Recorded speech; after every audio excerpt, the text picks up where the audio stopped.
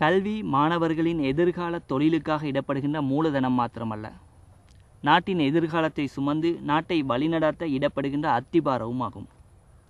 இப்போது நீங்கள் சந்திக்கப் போகின்ற இந்த மாணவர்கள் அத்தகைய ஒரு பணிக்காக தயார்படுத்தப்படுகின்றனர். இன்று இந்த மாணவர்கள் சமுதாயத்தில் செல்வாக்கு மிக்கவர்களாக இல்லாவிட்டாலும் என்றோ ஒரு நாள் இந்த நாட்டின் தலைமைத்துவத்தை ஏற்று சமுதாயத்தை வழிநடத்துபவர்களாக விளங்கப் போகிறார்கள். அப்போது யதார்த்தமான தீர்மானங்களை மேற்கொள்ளும் வாய்ப்பு அவர்களுக்கு கிடைக்கும். இதன் காரணமாகவே சமாதான செயலகம், யுனெஸ்கோ ஸ்தாபனம் மற்றும் சமாதானத்துக்கான வர்த்தக கூட்டமைப்பு என்பன இந்த மாணவர் குழுவுடன் இணைந்து செயற்பட முன்வந்துள்ளனர். சமாதான முன்னெடுப்புகளுக்கு இந்த மாணவர்களின் பங்களிப்பினை பெறும் நோக்கில் அவர்களது அறிவினையும் திறன்களையும் விருத்தி செய்வதற்கு நடவடிக்கைகளை மேற்கொள்வதே இதன் நோக்கமாகும். இங்கு சிங்கள பாடசாலைகளும் இருக்கின்றன, தமிழ் பாடசாலைகளும் இருக்கின்றன. இவற்றை மேலும் சிக்கலாக்குவதற்கு முஸ்லிம் பாடசாலைகளும் இருக்கின்றன. தமிழ் மூலமும் சிங்கள மூலமும் கல்வி கற்கிறார்கள் என்று கூறுவதில் தவறில்லை. ஆனால் அதனை வைத்துக்கொண்டு மற்ற மொழிகளை கற்கக்கூடாது என்பது தவறு.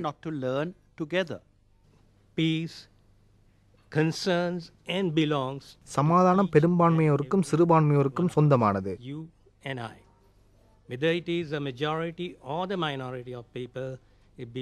சமாதானத்தை நிலைவரச் செய்வது எங்கள் ஒவ்வொருவருடைய கடமையும் பொறுப்புமாகும். யுத்தம் இல்லாவிட்டால் கூட எமது நாளாந்த வாழ்க்கைக்கு சமாதானம் அவசியமாகும். அதுதான் சமாதானமாகும். மக்களின் நற்பண்புகள், நன்னெறிகள் ஆகியவற்றை சமாதானம் பிரதிபலிக்கின்றது.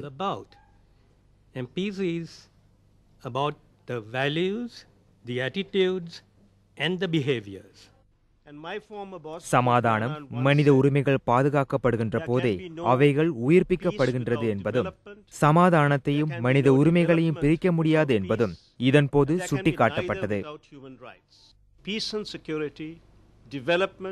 சமாதானமான பாதுகாப்பு, அபிவிருத்தி மற்றும் மனித உரிமைகளாகிய 3 அம்சங்கள் சமாதானத்தின் 3 தூண்களாகும். இதில் ஏதாவது ஒரு தூண் இல்லாவிட்டால் முழுவதும் சரிந்து விழுந்துவிடும். முரண்பாட்டை ஒழித்து கட்டி வடபகுதியின் பயங்கரவாதத்துக்கு முற்றுப்புள்ளி வைத்து நாளாந்த மனித உரிமைகளை பாதுகாக்கும் அதே வேளையில் அபிவிருத்தியையும் மேற்கொள்ள வேண்டும்.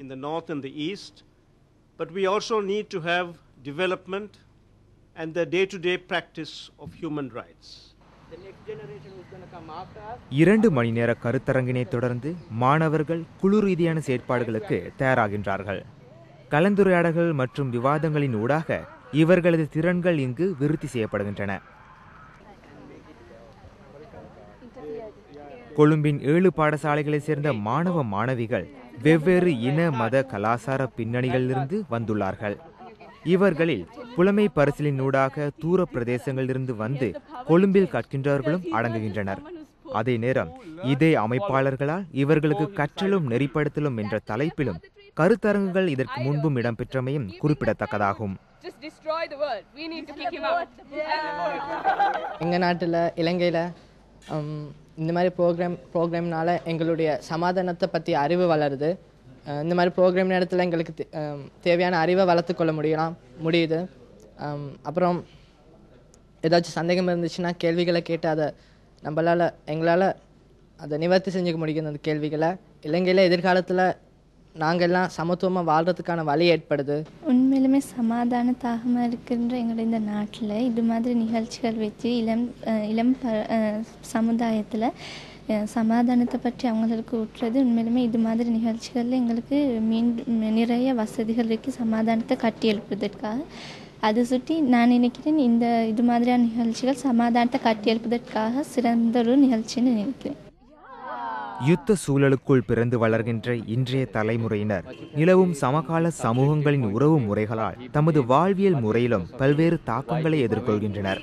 பெரும்பாலானவர்களுக்கு ஏனைய சமூகங்களுடனான தொடர்பு அரிதாகவே கிடைக்கின்றது. இந்த நிகழ்வானது அத்தகைய தடைகளை நிவர்த்தி செய்வதை நோக்காக கொண்டிருப்பது குறிப்பிடத்தக்கதாகும். இது உங்களுடைய நாடு. அடுத்த தலைமுறையில் நீங்கள் இந்த நாட்டின் தலைவர்களாக போகின்றீர்கள். ஆகவே இது உங்களுக்கு முக்கியம். ஆரம்ப கட்டத்தில் நீங்கள் இதனை புரிந்து கொள்ள வேண்டும். அப்போதுதான் உங்களுக்கு நாட்டில் என்ன நடக்கிறது என்பதை தெரிந்து கொண்டு உங்களுடைய கருத்தை தெரிவித்து நாட்டின் பிரச்சனைகளுக்கு முகம் கொடுப்பதற்கு உங்களை தயாராக்கிக் கொள்ள முடியும். அறிவும் தலைமைத்துவமும் இளம் சமுதாயத்தின் முன்னேற்றத்திற்கு மிக முக்கியமான அங்கங்களாகும். ஆகவே இளம் சமுதாயம் தன்னம்பிக்கையோடும் திறன்களோடும் கல்வியை முன்னெடுக்க கூடுதலான வாய்ப்புகள் வழங்கப்பட வேண்டியுள்ளது. அதன் ஊடாகவே எதிர்காலத்தில் அவர்களிடமிருந்து காத்திரமான பங்களிப்பை இலங்கையின் சமாதானத்திற்கும் அபிவிருத்திக்கும் பெற்றுக்கொள்ளலாம். இது ஒரு நல்ல நிகழ்ச்சி. இதில் தலைமைத்துவத்தை பற்றியும் தலைமைத்துவத்தின் தகுதிகள் பற்றியும் விரிவாக ஆராயப்பட்டது. இதனை எவ்விதம் எமது நாளாந்த வாழ்க்கையில் கடைபிடிக்கலாம். இலங்கையில் ஒரு முரண்பாட்டு நிலை இருக்கின்றது. அதனை இல்லாமல் செய்வதற்கு நாம் ஏதாவது செய்ய வேண்டும். இது இளைஞர்களுக்கு ஊக்குவிப்பை அளிக்கின்றது.